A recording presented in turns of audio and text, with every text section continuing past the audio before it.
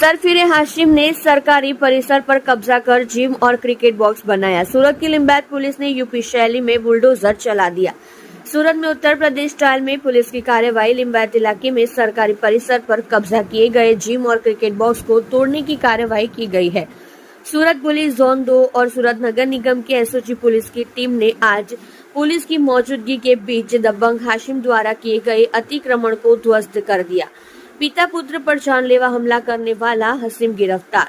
लोगों के मन में हाशिम का डर दूर करने के लिए जुलूस निकाला गया। महिलाओं की मौजूदगी में हमला किया गया। सूरत के लिंबायत इलाके में राम मंदिर के बगल में सरकारी जमीन पर एक जिम और एक क्रिकेट बॉक्स बनाया गया था।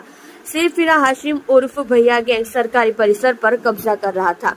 कुछ दिन पहले इस गिरोह के सदस्यों ने 2 लोगों पर हमला भी किया था। महिलाओं की मौजूदगी में उन पर पाइप और फाटकों से हमला किया गया। इसी बीच पुलिस ने आज बड़ी कार्रवाई की है।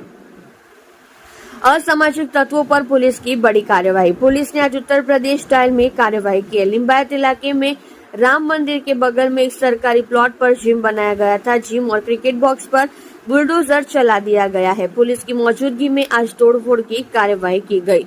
पुलिस ने मुखिया को साफ संदेश दिया कि कानून के दायरे में रहेंगे तो फायदे में रहेंगे। पुलिस की यह कार्रवाई असामाजिक तत्वों के लिए बड़ा संदेश माना जा सकता है।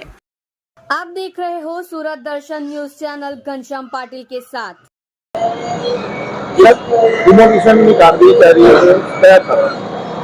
आज रोज लिंबायतना भावनानगर सोसायटी में गैरकायदेसर रीतना एसएमसी ना जे ग्राउंड है एना ऊपर एक क्रिकेट नु जे नानकड़ू बॉक्स अने जिम खाना बनावेलू है। तो जिम तोड़वानी प्रक्रिया अत्यारे एसएमसी नी टीम आवेली छे। एनी साथे अमारा सीपी साहेब नी सूचना थी सूरत शहर नी झोन 2 नी टीम अने ए उपरांत डीसीपी एसओजी अने एमनी टीम पण आवेली छे। आ तमाम टीमों भेगा मळीने अत्रे गैरकायदेसर रीतना जे बांधकाम थयेलुं छे એને તોડવા માટેની અત્યારે પ્રક્રિયા ચાલુ છે। આવો કોઈ પણ અસામાજિક તત્વો જેમાં જે લોકો ગેરકાયદેસર રીતના દબાણ કરી લે છે અને વિસ્તારમાં પોતાની ધાક ફેલાવવા માટે પ્રયાસ કરે છે, આવો કોઈ પણ પ્રયાસ ન થાય એના માટેના પ્રયાસ અમારો એક અભિયાન છે।